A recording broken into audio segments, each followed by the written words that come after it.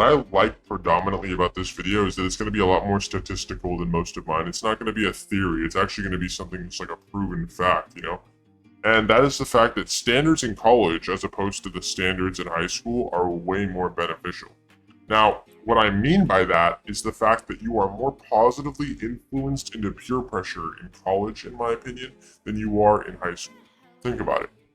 In high school, you are peer pressured into girls want like gangsters, or into smoking, or doing any other kind of a drug, or into being the class clown, you know, whatever, right?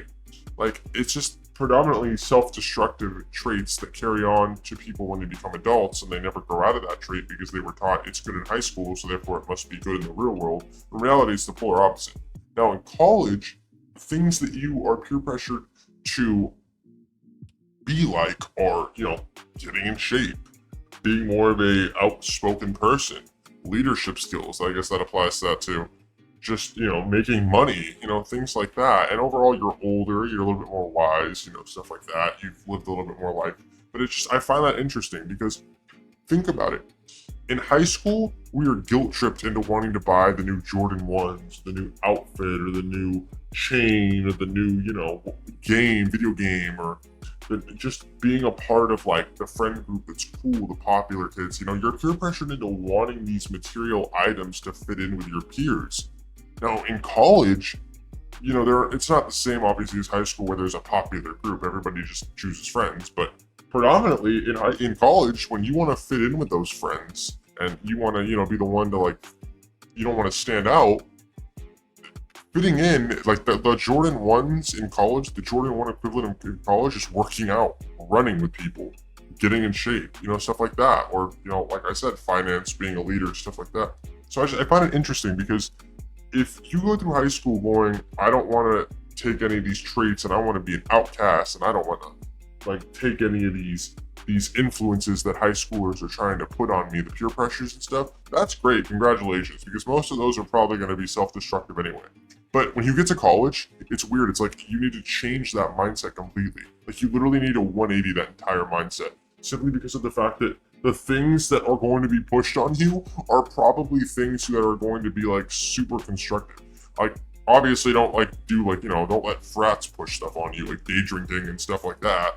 But like when it comes to like being healthy or being like in shape or like just leadership, you know, being a more outgoing person, like yeah, allow yourself to be taken by those peer pressures. Even if you're not doing it for you, do it because you're peer pressured to. It's like, it's so weird because I've seen so many people in college fall victim to that.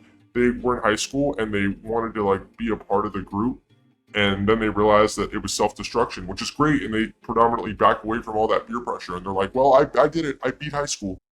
And yeah, like, you did beat high school, congratulations. Now, for college, the like challenge is you have to 180 that entire mindset in order to beat college, you know?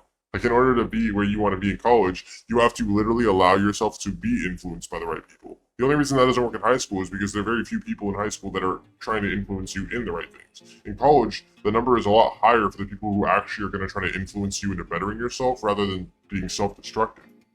And I just find the entire concept of that very interesting because like, we feel guilty when we see people in high school with Jordan 1s and we can't afford them, you know, so we try so hard to get our mom to buy us the new shoes.